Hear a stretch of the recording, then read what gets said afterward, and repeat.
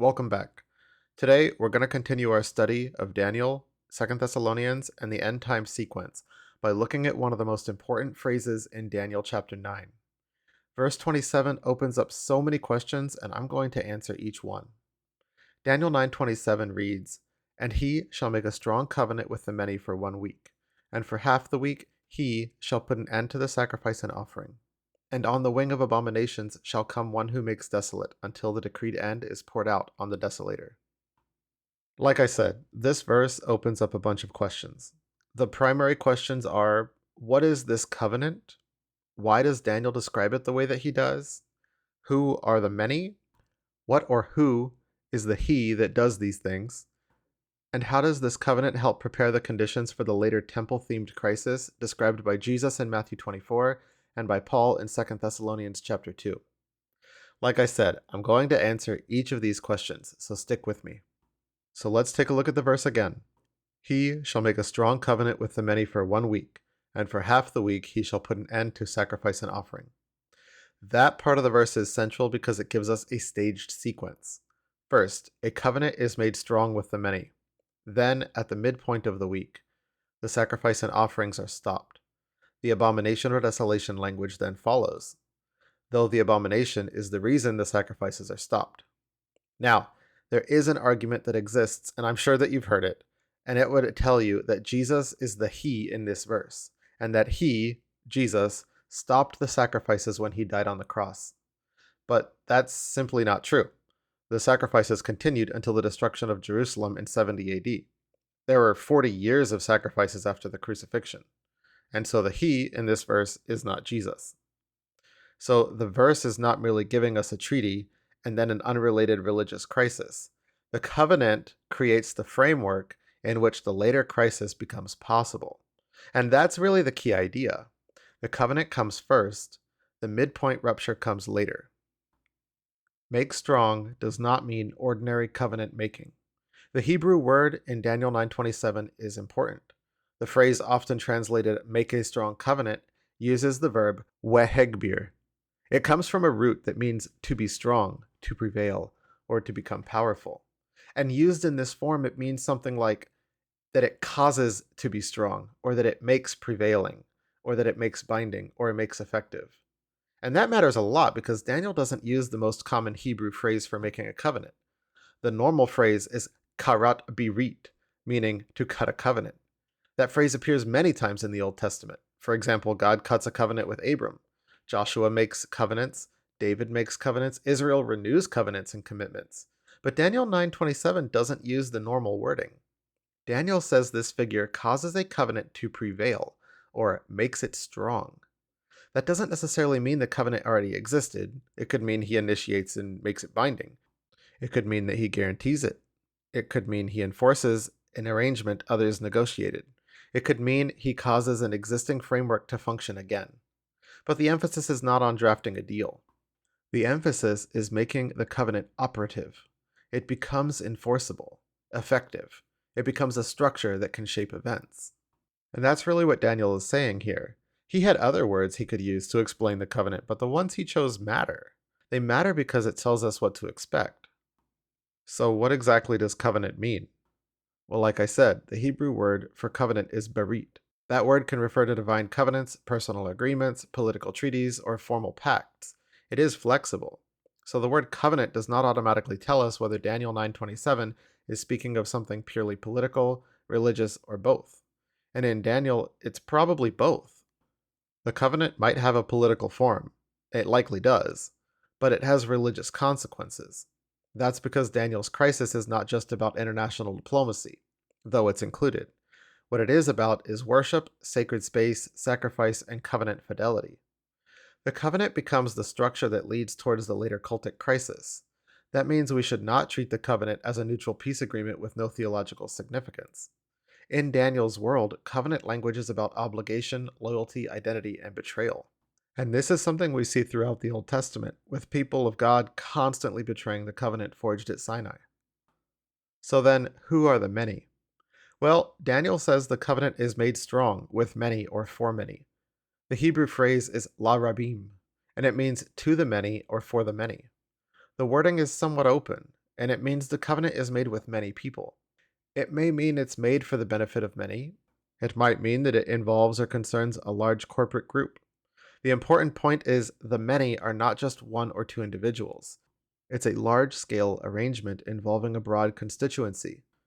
And that matters a lot because the later crisis also involves a broad social fracture.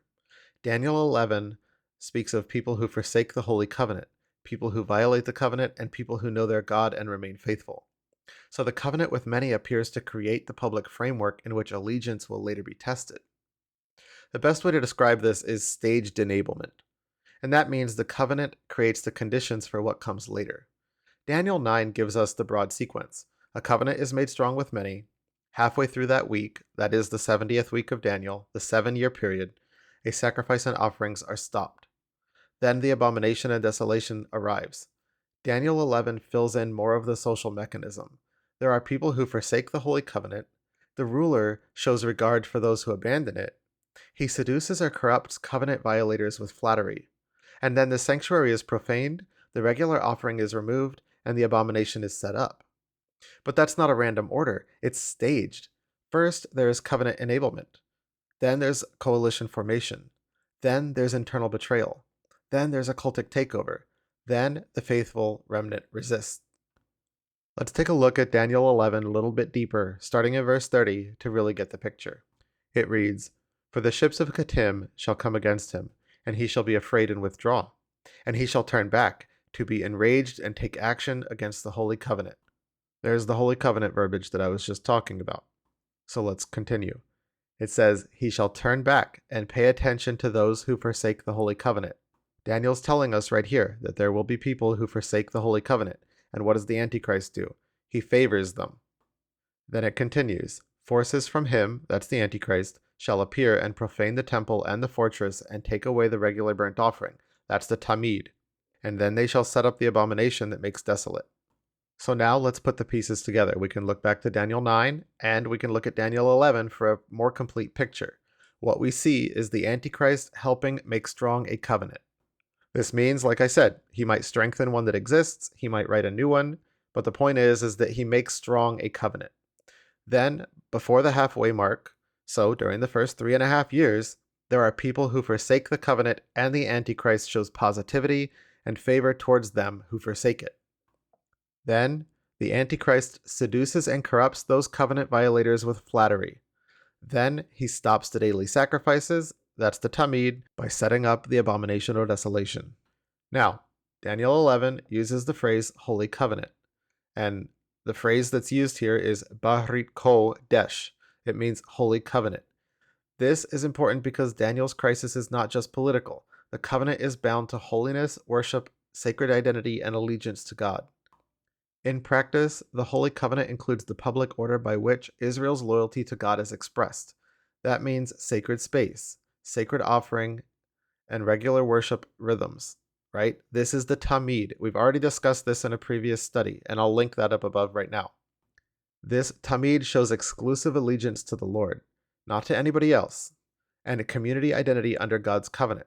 So when Daniel speaks of hostility towards the Holy Covenant, he's not just describing disagreements with the religious ideas. He's describing an attack on the embodied covenantal order: temple, sacrifice, worship, holiness, and loyalty. So let's talk about that regular offering. Daniel repeatedly refers to the regular offering through his writing. And I'm not going to get deep into that on here because I made a whole video about it already. But here's what you need to know. The Hebrew word is tāmîd. It means regular or continual. And in Daniel's writing, it refers to the regular offering or regular worship practice associated with a sanctuary. When the regular offering is stopped, that's not a small administrative change. It's a sign that covenant worship order has been interrupted. It also signals that the daily rhythm of worship is broken, the sacred order is disrupted, and the holy space is being redefined by a hostile authority. So the covenant with many is important because it leads toward a moment when the regular offering can be stopped. The kind of action requires access, it requires authority, cooperation, and compliance from a group. It requires an enforcement structure, and it does not happen in a vacuum. Going back to what we read in Daniel 11, we see that the crisis includes internal betrayal. The ruler, that is the Antichrist, doesn't just attack from the outside. He gains support from people connected to the covenantal community. Daniel says he shows regard or favor to those who forsake the holy covenant. Then it says he corrupts or seduces those who violate the covenant with flattery. That's critical. The crisis does not unfold through brute force only. It also unfolds through reward, persuasion, patronage, status, safety, and smooth words. The ruler identifies those willing to compromise. He shows them favor. He gives them reasons to cooperate. He makes betrayal appear useful, wise, and necessary. And that is how covenant violation becomes scalable. But Daniel's language about flattery is not just about compliments. It's about smooth talking persuasion. It's about the kind of speech that makes compromise feel reasonable. The Antichrist does not only threaten people, he seduces them with his words. He offers advantage, status, protection, and belonging. He creates a new loyalty environment where faithfulness to God looks dangerous and compromising on his behalf is practical. That's why this matters for understanding the apostasy. And again, I've already had a whole chapter work about apostasy, and if you want to take a look at that video, I'll link it above.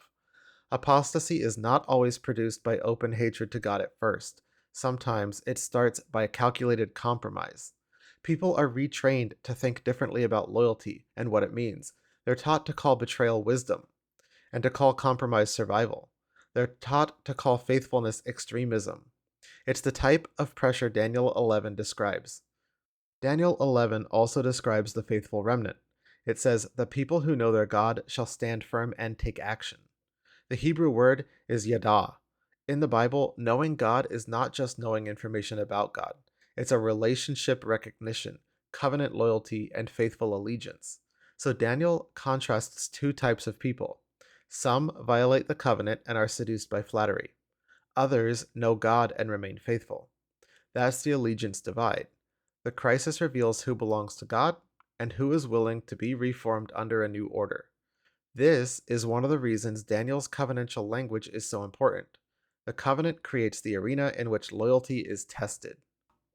In a secular view, the covenant creates an opportunity for a division to happen. On one side, you have those who choose the side of Israel, and on the other, those who choose the side of the Antichrist. When the sanctuary is profaned and the regular offering is removed, the regime is not merely banning one religious practice, it's reclassifying holiness. The question becomes, who gets to define what is holy? God or the new ruler? When a hostile authority takes control of sacred space, it attempts to redefine worship. It decides what may happen in that space. It decides what's permitted. It decides what counts as loyalty. That's why this profanation is so serious. It's not just destruction, it's hostile reauthorization. The sacred space is repurposed. The old covenant order is interrupted. A rival worship order is imposed, and public compliance becomes a loyalty test. Now, let's get back to the sequence that Daniel establishes. Daniel's sequence can be summarized like this. First, a covenant is made strong with the many. Next, a ruler cultivates those willing to forsake the holy covenant, and they do try and forsake it. Third, flattery and patronage create a collaborator class. Fourth, the midpoint arrives. The first 3.5 years are done, and the sacrifice and offerings are stopped. Then the abomination is set up. Sixth, the faithful resist, suffer, instruct many, and are refined. This sequence helps us see why the covenant matters. It's not just a date marker. It is part of the mechanism by which the end-time crisis becomes executable. The covenant gives a structure. The flattery builds up cooperation, and the profanation creates the rupture. The faithful response reveals true allegiance. So how does it connect to Paul? Well, it helps us understand 2 Thessalonians chapter 2, because Paul says the man of lawlessness takes his seat in the temple of God, proclaiming himself to be God. That is a public sacred space act, but that's the kind of act that requires conditions. A man cannot simply walk into the sacred area, stop the worship, seat himself in the temple, and proclaim himself divine unless the surrounding structures have shifted enough to make that action possible. There must be access, authorization, the enforcement capacity. There must be prepared constituency. There must be enough social and institutional support to make the act executable. Daniel helps explain how those conditions emerge. The covenant with many creates an enablement platform. The internal collaborators provide the social pathway. The midpoint betrayal produces the profanation. Then, Paul's temple seating description becomes understandable as the public climax of that process. This also gives us a way to think about the restrainer in 2 Thessalonians 2. Again, I'm not going to get deep into the restrainer discussion here. I've already made a video about that, and you can find a link to that right now. Paul says the lawless one is revealed in his time, in God's time.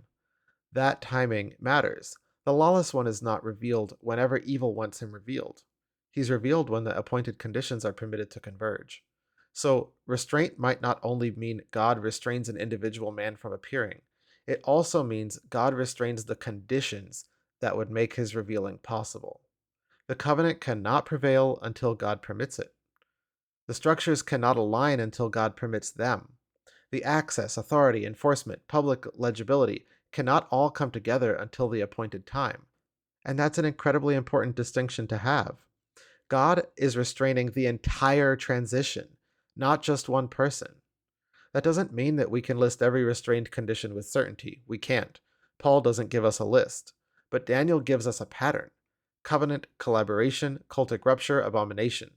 So it's reasonable to say that the restrainer is being held back by the convergence of the enabling structures that allow the lawless one to be publicly revealed, and God is holding that all back. So let's talk about the ruler, or the Antichrist's strategic intelligence. Daniel 8:23 talks about a king who understands riddles and enigmas. It reads like this: At the latter end of the kingdom, when the transgressors had reached their limit, a king of bold face, one who understands riddles, shall arise. His power shall be great, but not by his own power. See, that's how we know that this is the Antichrist, right? Because it's by the power and activity of Satan. And he shall cause fearful destruction, and shall succeed in what he does, and destroy mighty men and the people who are the saints. So here we have the persecution of the saints. The Hebrew phrase used is mabin kidot. This doesn't just mean he's good at puzzles. It suggests craft, intrigue, political cunning, and the ability to understand complex situations. Daniel also says that by his cunning, he makes the seat prosper. That gives us a character profile. This isn't a ruler who is impulsive. He's strategic. He knows how to use uncertainty and deception, and how to use institutional weakness. He knows how to use people's desire for safety, status, and belonging. So when Daniel says he makes a strong covenant with many, we shouldn't imagine a naive accidental arrangement. The covenant may be part of a deliberate strategy. In fact, we can see that Isaiah already told us this would be the case. Isaiah 28:15 is the clue. It says, "We have made a covenant with death, and with Sheol we have made an agreement." Now, to be clear, Isaiah 28 should not be treated as a direct linked discussion of Daniel 9:27, but it provides us with a prophetic template. When covenantal people trust a politically engineered security arrangement instead of Yahweh, the arrangement becomes, in God's eyes, a covenant with death. Daniel 9:27 represents the final eschatological embodiment of the Isaiah 28 pattern. Now, let's talk about covenant as a coalition building exercise. And this is where the covenant becomes especially important. A covenant can build a coalition. It creates legitimacy, provides authorization, it can make people feel secure. It can bring together groups that otherwise might not cooperate, and can normalize a new order. Then, later, when the midpoint comes, the covenant framework can be turned, revoked, and weaponized. The ruler does not need everyone to understand the final goal from the beginning. He only needs the covenant to create the conditions for the next stage. And that's exactly what we see. Because as the covenant progresses, we see the Antichrist working directly with participants, and he seduces them with flatteries, and he shows preference to those who forsake the covenant. This is the logic of staged enablement. The covenant forms the platform, the flattery forms the collaboration class, and the midpoint betrayal reveals the real agenda. Now, why is the covenant happening at all? Daniel does not explicitly tell us the purpose of the covenant, and that means we should be careful. We can identify what the covenant leads to, but we shouldn't pretend to know every motive behind it. Still, some possibilities fit the text. The covenant might stabilize a tense situation. It might authorize access to sacred space. It might guarantee protection, or involve worship arrangements. It might create the public conditions for sacrifice and offering to operate. It might be a political or religious agreement that looks like peace and order, while also creating the conditions for later takeover. These are possibilities, not certainties. The safest claim is that Daniel focuses less on why the covenant is being made and more on what it enables. And what it enables is the sequence that leads to the midpoint rupture. Now, as a point of pure speculation, if the covenant were to happen today, what I would expect is this. I would expect that a covenant deals with access to the Temple Mount, worship, and sacrifice for Israel, general peace in the region which stabilizes the current Middle East political atmosphere. It also provides Israel with protection in some way, likely a guarantee that Hamas and Hezbollah no longer conduct attacks against Israel, as well as, like I said, overall general regional peace. Remember, Israel is the focal point of the events. It doesn't need to be world peace that happens, but it must involve Israel. Okay, that ends my speculation. And this is why covenants should not be treated as merely political. It might involve political actors or diplomacy, or it might include treaty-like features. But in Daniel, politics becomes the vehicle for a worship crisis. The covenant leads to stopping sacrifice. It leads to profanation and an abomination. It divides covenant violators from those who know God. So the covenant is political, but it's not just political. It's religious, but not just religious. It's an allegiance structure. It becomes the framework through which the final loyalty test emerges. Now, I've already speculated some, but at the same time, we need to distinguish careful inference from speculation. Daniel explicitly says the covenant is made strong with the many. He says sacrifice and offering are stopped at the midpoint. He explicitly connects covenantal betrayal, sanctuary profanation, and the abomination. And he explicitly describes flattery, internal collaborators, and the faithful remnant. Those are textual claims. It is an inference to say that the covenant functions as an enablement platform, but it is a discipled inference because it follows Daniel's own sequence. And where we need to be cautious is when we ask exactly what the covenant is, what the terms are, who signs it, what political form it takes, and what motive every actor has. Daniel does not answer those questions, and we should not overstate what the text does not say. That is why I'm careful when I do speculate to tell you that I'm speculating. In conclusion, Daniel's phrase, make a strong covenant with many, is richer than a generic agreement. The Hebrew phrase means to make strong, to cause to prevail, or make effective. It does mean a covenant, treaty, or pact, and it does concern the many. And together, the phrase points to a covenantal arrangement made operative at scale. Daniel's later chapters help explain why it matters. The Holy Covenant becomes the line of division. Some people will forsake it. Some are seduced by flattery. Some know their God and stand firm. Then the midpoint arrives. The tāmîd, that is, the regular offering, is removed. The sanctuary is profaned and the abomination appears. That sequence explains how Paul's man of lawlessness can later take his seat in the temple of God and proclaim himself to be God. Such an act requires more than just personal arrogance. It requires preconditions. He needs access to the location, authorization. There's an enforcement mechanism and a prepared social environment.